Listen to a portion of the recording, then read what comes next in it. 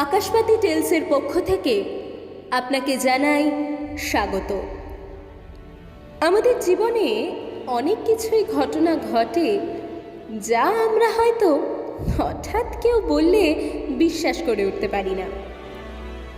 তাকে হয়তো অ্যাভয়েড করে বলেই দিই যে কি আজগুবি কথা বলছো তুমি, মাথা ঠিক আছে? শুরুর দিকে মনে হতেই পারে ঘটনার সবটাই ভিত্তিহীন, কিন্তু যত সময় যেতে থাকে ততই যেন সবটা বাস্তবিকতার রূপ নিতে শুরু করে এবং শেষ পর্যন্ত যার পরিণতি হয়ে ওঠে ভাবনারও ঊর্ধ্বে। আমরা এ জন্মে বিশ্বাসী হলেও পুনর্জন্মের কথাও কখনো কখনো অস্বীকার করতে পারি না। আর ঠিক এই সূত্র নিয়েই জন্ম হয় এক জাতিস্বরের। তো এরকমই একটি ভিন্ন স্বাদের রোমাঞ্চকর কনসেপ্ট নিয়ে আমাদের আকাশবাতি টেলসের আজকের গল্প জাতিস্বর। হ্যাঁ, ঠিকই শুনেছেন, জাতিস্বর একটি ফিরে পাওয়া পুনর্জন্মের কাহিনী।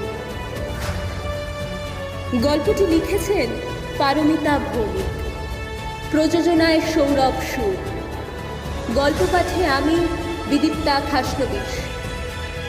অনিরুদ্ধবাবুর ভূমিকায় জ্যোতির্ময় চক্রবর্তী, অম্বিকা দেবীর ভূমিকায় বর্ষা চক্রবর্তী, মিতিন দেবীর ভূমিকায় মধুরা আচার্য, তিতলির ভূমিকায় সুচরিতা সরকার, ডিএসপি রণজয় বোসের ভূমিকায় বুধাদিত্য সিনহা এবং স্টেশন মাস্টার ও অর্কের ভূমিকায় জ্যোতিরাদিত্য চ্যাটার্জি।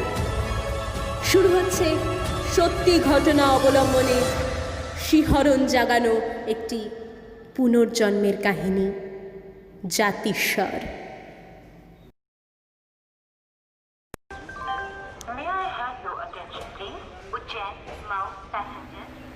মা, প্লিজ এরকম আর মন খারাপ করে থেকো না তো, প্লিজ। আমার ভালো লাগে না একদম। গিনি, তুমি বলো না কিছু মাকে। মন খারাপ একটু তো হবেই বল। এতগুলো বছর একটানা ছিলাম, বড্ড মায়া পড়ে গেছে রে বাড়িটার প্রতি। এখন ওসব ছাড়ো তো বৌদি, আর ভেবো না। কি আর করা যাবে বলো, দাদার ট্রান্সফারটা হলো বলেই তো আমাদের ওই বাড়িটা ছেড়ে আসতে হলো। তুমি তো নিজের ইচ্ছেতে ছেড়ে আসোনি। উফ মা, তুমি একবার ভেবে দেখো, এবার থেকে আমরা কার শিয়াঙে থাকবো, ব্যাপারটাই অন্যরকম। আর আমার ফটোগ্রাফিটা ওটাও তো একেবারে জমে ক্ষীর হয়ে যাবে পুরো। সে যে আছে যার তালে। যা বলেছো বাপি, দাদাভাই এখন থেকে কিরকম পাগলামো করছে দেখো। ফোন আর ক্যামেরা ছাড়া ও তো কিছু ভাবতেই পারে না। এই তুই থামবি এবার, যেটা বুঝিস না ফালতু বকবি না তো, সব ব্যাপারে পটর পটর। সেই আমি তো কিছুই বুঝি না, সব তুই একাই বুঝিস। ওই সব জানতা হরিদাস পাল। আরে এবার থামবে তোমরা? কি হচ্ছে এসব? ট্রেনে বসে আছো তো এখন, বাড়িতে নয়। এটা পাবলিক প্লেস, বুঝে শুনে কথা বলো। সরি বাপি। সব তোর জন্য।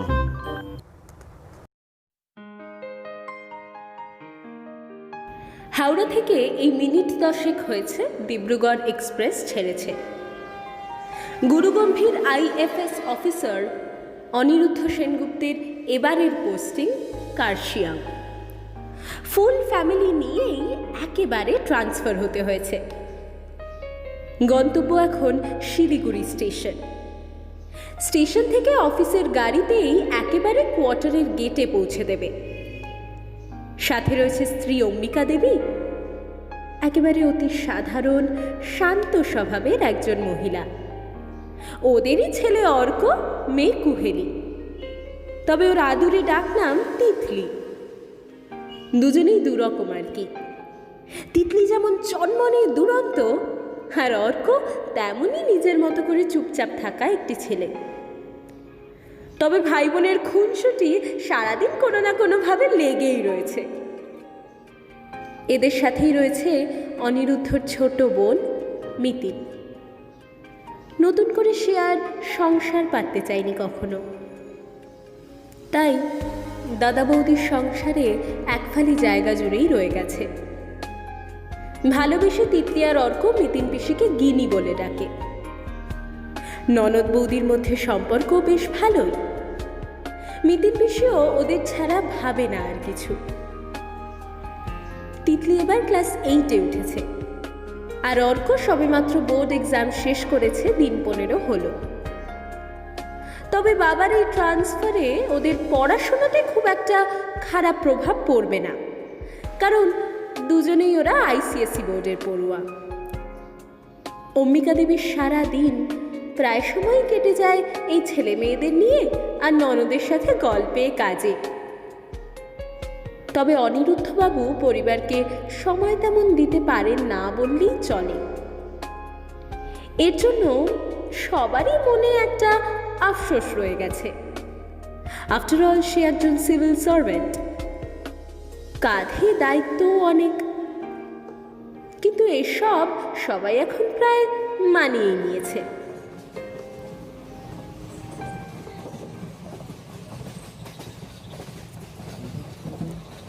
এই অর্ক, চোখখানা এবার তোর যাবে দেখিস। সারাটাক্ষণ রাত দিন মাথা নিচু করে ওই বাটখারাটা চালিয়ে যাচ্ছিস। কথা বল একটু আমাদের সাথে। আরে তুমি তো জানো না গিনি, এই বাটখারাটা একাই 200। তুমি দুদিন চালাও, দেখবে তুমিও আমার মতো বাটখারাময় হয়ে যাবে। হ্যাঁ বাবা, হয়েছে অনেক। তোমার ওই বাটখারাটি তোমার কাছেই রাখো দেখি। গিনিকে আর দিতে হবে না, গিনি আর আমি এতেই বেশ আছি। কাজ সেরেই সময় পাই না, আবার বাটখারা। মা, আমিও কিন্তু তোমাদের হেল্প করি মাঝে মাঝে। কি গিনি করি না বলো? ব্যাস, অমনি ক্রেডিট নিতেই হবে বল। মোটেই না, আমি যথেষ্ট কাজ করি, তোর মতো না লাতখোর একটা। ঠিক আছে, দুজনেই যখন এত ভালো কাজ পারো, তাহলে নতুন কোয়ার্টারের সব কাজ তোমরা দুজন মিলেই করে ফেলবে, কেমন? তাহলেই সেরেছে কাণ্ড। তাহলে ঘুরতে বেরোবো কখন? দাঁড়া, মা আমার অনেক সময় পাবে ঘুরতে যাবার। গিয়ে আগে সব সামলে নি, তারপরে ধীরে সুস্থে বেরোবো সবাই মিলে। হ্যাঁ হ্যাঁ, এটাই খুব ভালো হবে, এটাই দারুণ হবে। জানতাম এটাই বলবে তোমরা।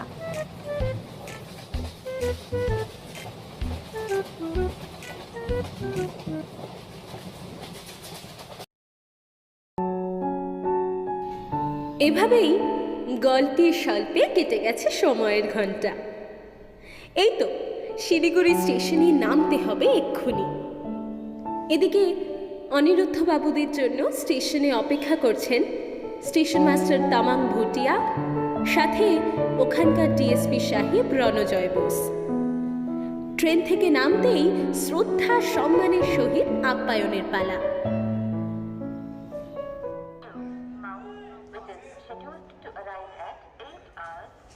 Welcome, sir. We are really glad that you came to our place. Hello Tamang, nice to meet you. Hello sir, I am Ranjoy Bose, DSP of Darjeeling. আমাকে কালেক্টর মশাই ফোন করে জানালেন আপনি আসছেন। আমরা ভীষণ খুশি আপনার মতন একজন দায়িত্ববান অফিসার আমাদের স্টেটের হয়ে কাজ করবেন। Hello Ranjoy, thanks for your compliment. As a civil servant, it's my duty to serve our country. We all are in the same era. After all, we all are Indian resident. Have a good day. Jai Hind. Jai Hind sir. 15 minutes on platform number 1. कृपया ध्यान दीजिए।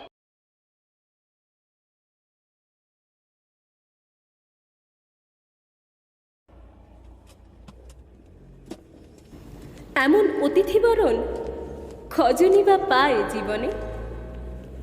গোটা পরিবার গর্বিত এমন দাদা, এমন স্বামী, এমন বাবা পেয়ে। তবে অর্ক আর তিতলির ইচ্ছে ছিল হিমালয়ান রোড ধরে টয় ট্রেনে করে যাবে কার্শিয়াংয়ে। কিন্তু যাই হোক, সম্মান রাখতে অগত্যা বাবার অফিসের গাড়িতেই চাপতে হয়েছে। 4864 ফুট উঁচুতে কার্শিয়াং। গাড়িতে বসে পথের দুপাশের দৃশ্য দেখে ওরা আনন্দে আত্মহারা। মিতিন পিসির মনে পড়ে যাচ্ছে রোকেয়া বেগমের লেখা হিমালয় দর্শনের ভ্রমণ কাহিনীর কথা। এবড়ো খেবড়ো পথ পেরিয়ে গাড়ি এসে থেমেছে এক বিরাট বাংলোর গেটে। ওটি ওদের কোয়ার্টার। 3rd ফ্লোরের গোটাটাই রয়েছে আইএফএস অফিসার অনিরুদ্ধ সেনগুপ্তের জন্যে। ভিতরে কিছু থাকুক বা না থাকুক, ব্যালকনিতে দাঁড়িয়েই ঘন্টার পর ঘন্টা কাটিয়ে দেওয়া যাবে বাইরের শোভা দেখে। তবে এখানকার ওই একটাই ভয়, বিষাক্ত সাপ আর রক্তচোষক জোক। কিন্তু সব মিলিয়ে কার্শিয়াং একটা অসাধারণ জায়গা।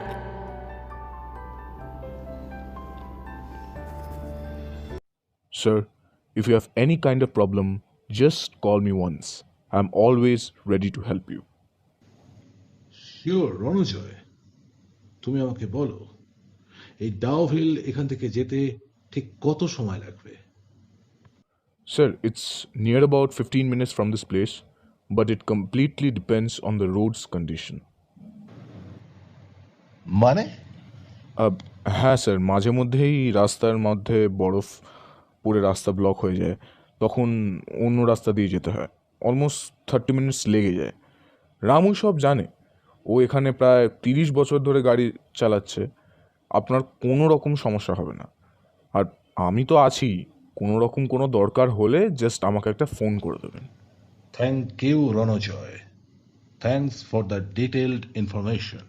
My pleasure, sir. May I leave now?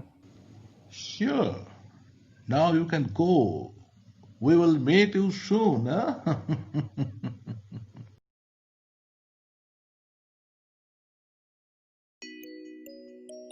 Kolkata থেকে ছেড়ে আসতে ঠিক যতটা মন খারাপ হয়ে গিয়েছিল, এখানে এসে ঠিক ততটাই আবার ভালো লাগছে। কি অসাধারণ পরিবেশ, আহা! তবে ওদের নতুন পরিবেশে মানিয়ে নিতে যতটুকু সময় লাগে আর কি। পাশের কোয়ার্টারের একজন এসে দেখাও করে গেছে। এদিকে সপ্তাহখানিক হয়ে গেছে, মোটামুটি গুছিয়ে নিয়েছে সবটাই। কিন্তু তিতলির আর তর সইছে না, বাড়ি মাথায় করে ফেলেছে। কবে ঘুরতে যাবে? উফ দাদা ভাই, তুই কি যাবি আমার সাথে, নাকি আমি একাই বেরিয়ে পড়বো? আরে একা একা কোথায় যাব বলতো, সবাই একসাথেই যাব। বাস, আমি একাই যাব। আমি বুঝে গেছি, সবাই মিলে যেতে গেলে আমার আর যা হবে না এই জন্মে।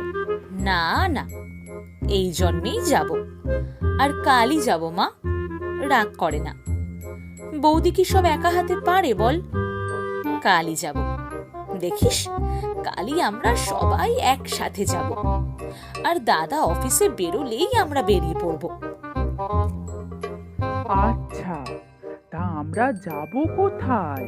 ওই তো আগে ফরেস্ট মিউজিয়ামটায় যাব, কাছেই ওটা। তারপর ডিয়ার পার্ক আর সুভাষ বোস মিউজিয়াম, ওতেও যাব। আর বাবার পোস্টিং যেখানে, ডাউহিল। উফ, ভাবলেই কেমন একটা থ্রিল ব্যাপার মনে হচ্ছে। আমি কিন্তু ওই সতী দেবীর মন্দিরটাতেও যাব। ওটা জানিস কয়েকশো বছরের পুরনো। চা বাগানটাতে তাহলে কখন যাব? মা, এসব একদিনে দেখা হবে না, 2 দিন লাগবে। ওয়াও, 2 দিন ঘুরতে যাব আমরা। উফ, আমি ভীষণ এক্সাইটেড। ও মা, তিতলির আনন্দ একবার দেখো বৌদি, খাওয়ার আগেই আনন্দে পেট ভরে গেছে ওর।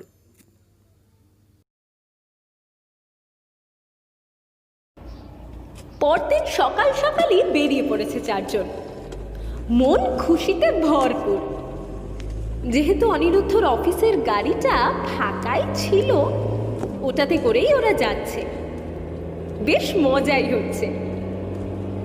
ফরেস্ট মিউজিয়ামটা সামনেই ছিল। পুরোটা ঘুরে দেখতে বেশ কিছুটা সময় লেগে গেছে ওদের, তাই টো হিলটা ওদের আর যাওয়া হলো না। আর তিতলির তো প্রশ্ন জিজ্ঞাসার শেষ নেই গিনি আর মায়ের কাছে। ওদিকে অর্ক ফটো তুলতেই ব্যস্ত। বাবা নিকনের 7 সিরিজের ক্যামেরা হাতে তুলে দিয়েছে, সাথে 18-140 লেন্সের ব্যাপারটা একেবারে আলাদা। তবে যাই হোক, মুহূর্তগুলো ওদের বেশ আনন্দেই কাটছে। সতীমায়ের মন্দিরে কাল যাবে ওরা। আজ ওই নেতাজি মিউজিয়ামটা দেখেই ফিরে যাবে কোয়ার্টারে। বিকেল গড়িয়ে এসেছে। বাড়ি ফিরে তিতলির মাথাটা একটু ব্যথা ব্যথা করছে। গিনির কোলে মাথা দিয়েই শুয়েছে একটু।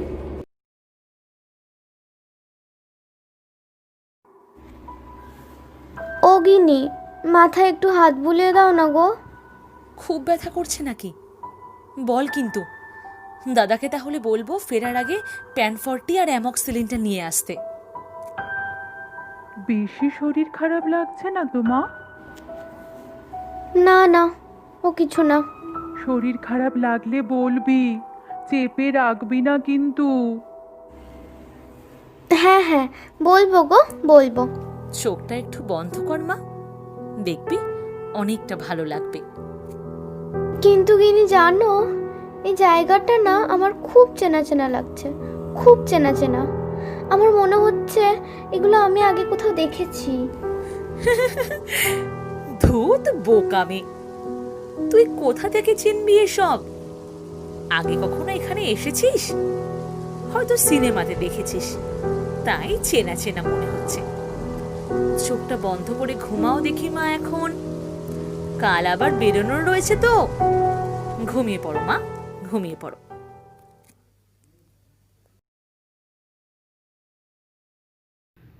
গতকাল বলা ছিল বলেই গাড়ি ঠিক সময় এসে হাজির হয়েছিল। ওরা যাচ্ছে সতী দেবীর মন্দিরে। তিতলি গতকাল রাতে স্বপ্ন দেখেছে ওকে নাকি একজন ভীষণ মারছে, ওকে আটকে রেখেছে। কিন্তু কে মারছিল ওকে, মুখটা কিছুতেই মনে পড়ছে না। আর অর্ক ভীষণ হাসছে এসব শুনে, আর রাগিয়েই যাচ্ছে। হঠাৎ তিতলি কেঁদে উঠেছে। কি যেন কিছু মনে করতে পারছে না ও। মিতিন আর অম্বিকা ভেবেছে অর্কর কথাতেই তিতলি কাঁদছে, তাই বেশ ধমকও খেয়েছে অর্ক। সতীদেবীর মন্দিরে ওরা পৌঁছে দেখছে বেশ লাইন। দুজন করে ভাগ করে দাঁড়াতে হবে। যথারীতি মিতিন আর তিতলি একদিকে, আর অন্যদিকে অর্ক আর অম্বিকা দাঁড়িয়েছে। আর অনিরুদ্ধ বাবু সে সেই ভোরেই কাজে বেরিয়ে পড়েছে।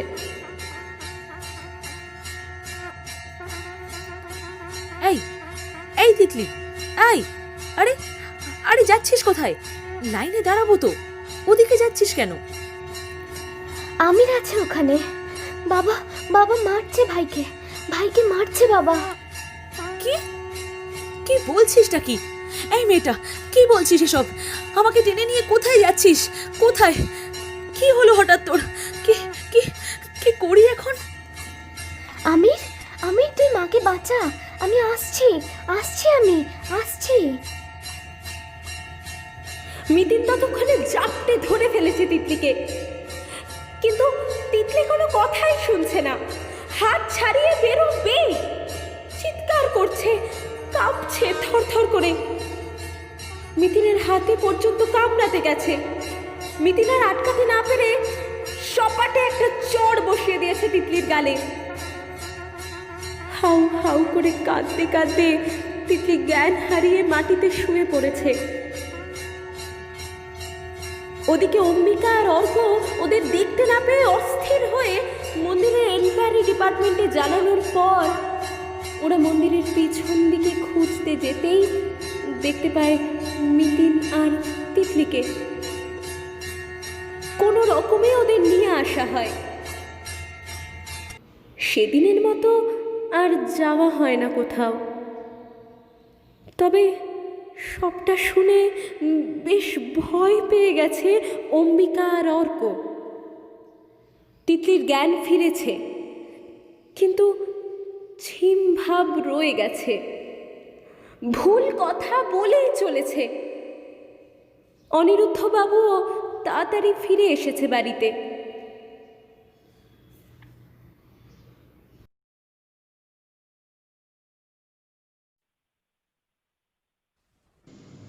এসব আমার তো বিশ্বাসই হচ্ছে না। কি বলছো তোমরা? সকালেও তো মেয়েটা দিব্যি ছিল। কি জানি, কিছুই তো বুঝতে পারছি না। কিন্তু জানো, গাড়িতে বসে তিতলি বলেছিল কাল রাতে ও স্বপ্নে দেখেছে কে ওকে খুব মারছে। ধুর, এসব স্বপ্ন তো কতই দেখে মানুষ, কি যায় আসে তাতে। বাবা, তিতলি এখনো কেমন বলে চলেছে বিড়বিড় করে, কাঁদছেও তো দেখো। আমি যাব, আমি যাব, আমি যাব, আমাকে নিয়ে চলো তোমরা, আমাকে নিয়ে চলো, আমাকে নিয়ে চলো তোমরা, আমি যাব, আমাকে যেতেই হবে, আমি যাব, আমাকে নিয়ে চলো। দেখ দাদা, দেখ, আমাকে জড়িয়ে বলছে আবার ওই মন্দিরে যাবে, ওখানেই নিয়ে যেতে বলছে। কিছু কিছু কি আছে ওখানে? ঠিক আছে, ছাড়ো, আজ ওকে একা থাকতে দাও একটু। কাল সকালেই ডক্টর নিয়ে আসবো। হয়তো শরীরটা খারাপ, তাই ভুলভাল স্বপ্ন দেখছে। অম্বিকা, আজকে তুমি ওর কাছে ঘুমাও, কোনো দরকার পড়লে আমায় দেখো কিন্তু। কেটে গেছে গোটা একটা দিন। সবাই ভীষণ চিন্তিত। অর্ক তিতলিকে দেখে কিছুটা ভয়ও পাচ্ছে। তিতলির সামনে যেই যাচ্ছে ও তাকেই বলে চলেছে, ওই মন্দিরে আমাকে নিয়ে চলো। সারা রাত ঘুম হয়নি কারোর। দু চোখের পাতা বন্ধ করতে ভয় হয়েছে, যদি খারাপ কিছু ঘটে। ইতিমধ্যেই দুদিন ধরে তিতলিকে ডাক্তার দেখানো, ওষুধও বেশ কিছু খাওয়ানো হয়েছে। এছাড়াও ওখানকার চার্চের ফাদারের কাছে নিয়ে যাওয়া হয়েছে। আরও একজন অলৌকিক জ্ঞানে বিশেষজ্ঞ ভুটিয়ানি, তার কাছেও নিয়ে যাওয়া হয়েছে। এসব অনেক কিছুই চলেছে। তবে এক একজন এক এক রকম মত পোষণ করে চলেছেন। কিছুতেই কিছু লাভ হলো না। ফুটফুটে মেয়েটার এই অবস্থা দেখে কেউই নিজেকে ঠিক রাখতে পারছে না। গলা দিয়ে দুদিন কোনো খাবার নামেনি। আবারও মিতিন ঢুকেছে তিতলির ঘরে। দেখছে এক কোনায় বসে আছে মেয়েটা, মাথার দুপাশে দু হাত চেপে মাথা নিচু করে। চোখের জলে জামার উপরটা পুরো ভিজে গেছে। ও তিতলি, তিতলি রে, দেখ মা, আমি এসেছি, আমি তোর গিনি। আয় মা, আমার কাছে আয়, আমার কাছে আয় মা। না, আমার নাম তো পরি, পরি, আমার ভাই আমির, জানো না নাকি? জানো না? তাই নাকি? আর তোর বাবা মা এরা কোথায়? জানিস কিছু? হ্যাঁ জানি তো, ওই যে মন্দির, ওর পাশ দিয়ে গেলেই তো আমাদের ছোট্ট বাড়ি। বাবাই তো আমার মাকে গলা টিপে মেরে ফেলেছিল। আর জানো, আমি আর আমার ভাই সেটা দেখে ফেলেছিলাম বলে আমাদেরকেও শেষ করে দিয়েছিল সেদিন রাতে। বাবা আমাদের দুজনকে খুব মারতো, খুব।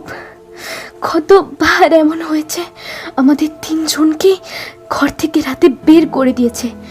মাকেও বেঁধে রাখতো, জানো? কত কষ্ট হতো মার, তবুও ছাড়তো না, কিছুতেই ছাড়তো না। কিন্তু জানি বাবা এখনো বেঁচে আছে, এখনো। আমি আর ছাড়বো না, এবার আর কিছুতেই না। মায়ের মৃত্যুর প্রতিশোধ ঠিকই নেব। আমার সবটা মনে পড়ে গেছে, সবটা ছাড়বো না, কিছুতেই ছাড়বো না আমি। ভাই তুই দেখে নিস, মায়ের মৃত্যুর প্রতিশোধ আমি নিয়েই ছাড়বো। দেখে নিস তুই, বাবাকে আমি মারবই, দেখে নিস তুই। আচ্ছা মা, আচ্ছা, তুই শাস্তি দিস বাবাকে। আয় এখন আমার কাছে আয়, একটু ঘুমিয়ে পড়। আয় মা, আয়।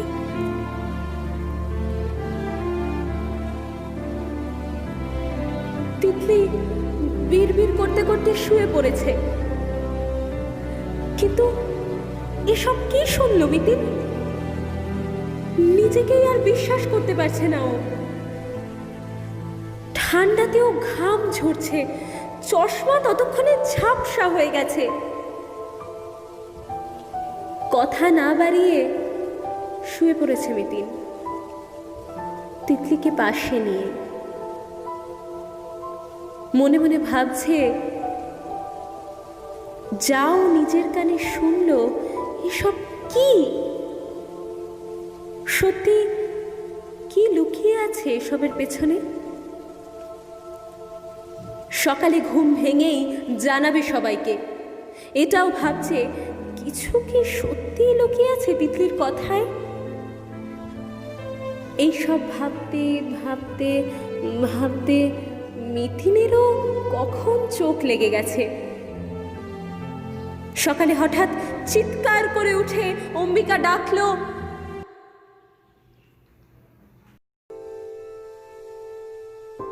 মিতিন, মিতিন রে, মেয়েটার কি হয়ে গেল রে?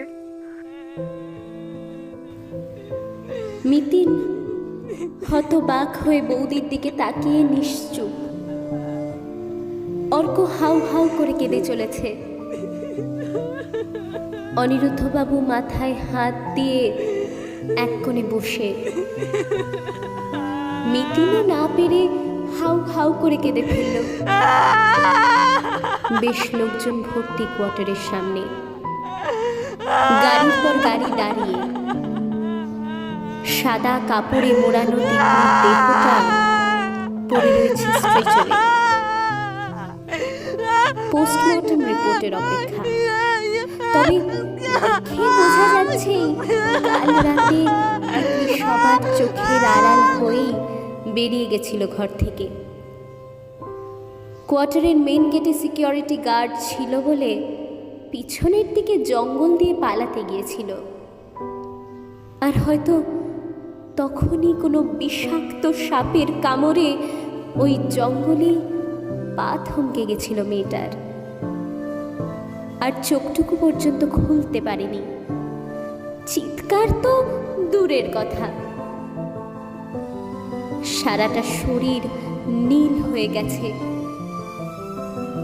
কিভাবে যে এত কিছু ঘটে গেল কেউ ভাবতেই পারছে না। অত গম্ভীর মানুষ অনিরুদ্ধবাবুও যেন শেষে সর্বশান্ত হয়ে গিয়েছে। অম্বিকা দেবী এ খবর শোনা মাত্রই জ্ঞান হারিয়েছে। অর্ক এই প্রথম এভাবে হাউ হাউ করে কাঁদছে মাকে জড়িয়ে। ওদিকে মিতিন কিচ্ছুটি বিশ্বাস করে উঠতে পারছে না, মেলাতে পারছেই না কিছু। বারবার পাগলের মতো ছুটে গিয়ে তিতলির মুখটা দেখে আসছে। ভেবে যাচ্ছে, এই নিথর দেহটা কি সত্যি তিতলির? রাত কেটে ভোর। এই সময়টুকুর মধ্যেই যেন মাথায় আকাশটা একেবারে ভেঙে পড়েছে। হঠাৎ করেই যেন ভীষণ এক আশ্চর্য ঘটনা ঘটে গেল ওদের সাথে। নিমেষে যেন ছন্দ হারিয়ে গেল তিনটি জীবনের।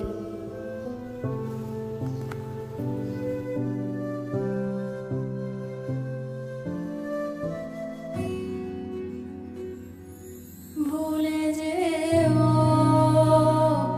আমাকে, কি আমার নাম রেখেছিলাম। ভুলে যেও আমাকে,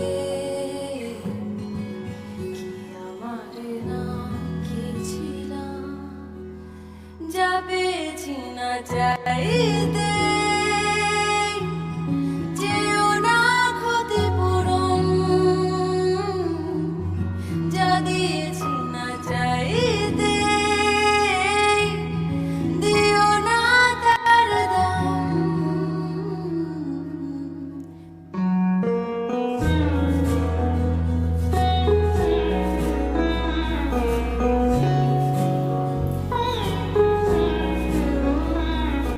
প্রায় 6 মাস হতে চলেছে ঘটনাটার। সবাই ভেঙে পড়েছে। অম্বিকা দেবী নার্সিংহোমে ভর্তি, সিভিয়ার স্ট্রোক হয়েছে। অনিরুদ্ধবাবু চাকরি থেকে রেজিগনেশন দিয়ে স্ত্রীর কাছেই রয়েছে।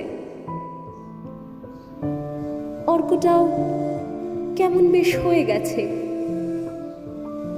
গোটা পরিবারটা যেন ছন্নছাড়া হয়ে গেছে পুরো। তবে মিতিন সে রাতে তিতলির বলা কথাগুলো কিছুতেই ভুলতে পারেনি।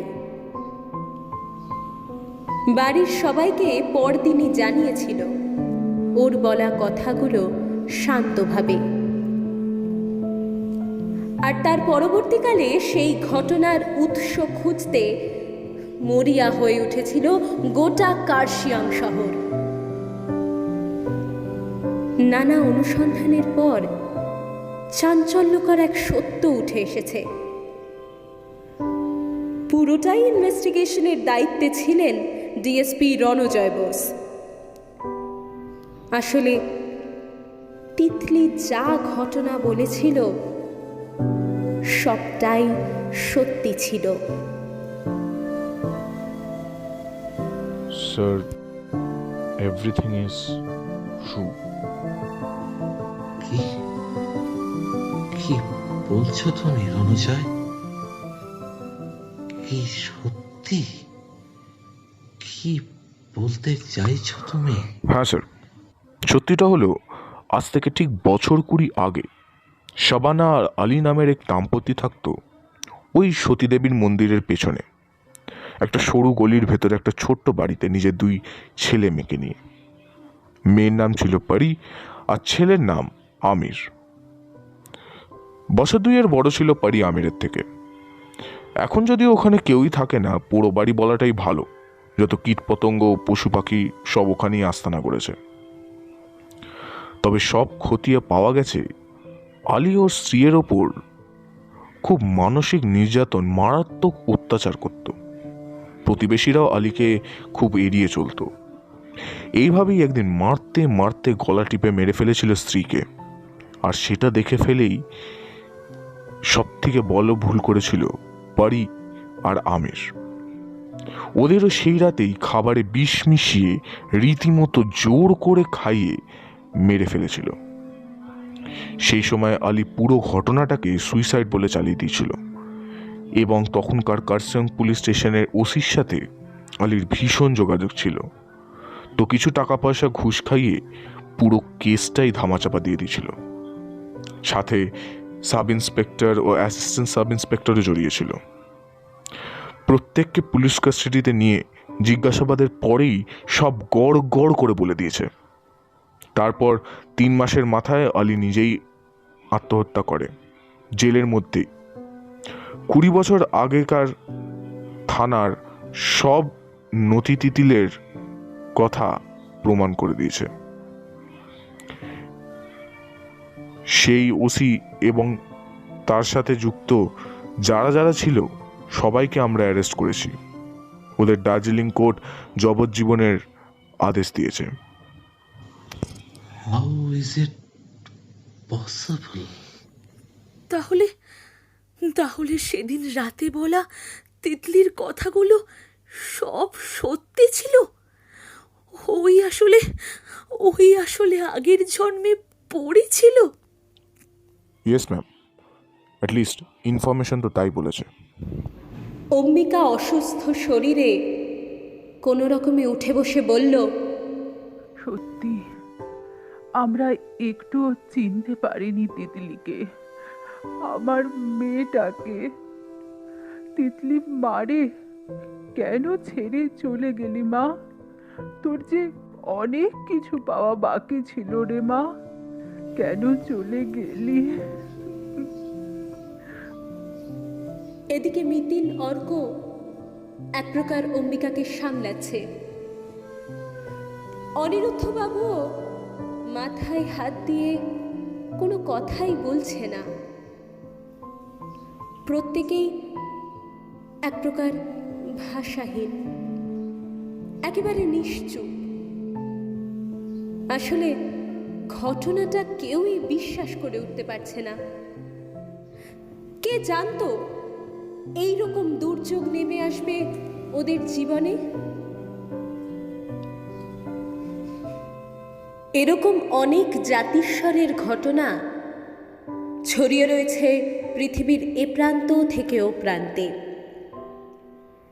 আমরা যা প্রথমে গল্প বলে উড়িয়ে দিই, তার এক ফালি কোণায় হয়তো সত্যিই কিছু গল্প রয়েই যায়। কখনো তা সামনে আসে, আবার কখনো তা অধরাই থেকে যায়। এই গল্পগুলো একটু অন্য। আসলে প্রতি জন্মে নতুন করে জীবন পাওয়ার পরও যখন পূর্বজন্মের বিস্মৃত সব স্মৃতি অক্ষয় হয়ে থাকে মনে, তখনই জন্ম হয় এক জাতিস্বরের, এক অন্য দেব মানুষের, যা হয়তো গল্পের মাঝেও এক বিরাট সত্য জানিয়ে যায় আমাদের।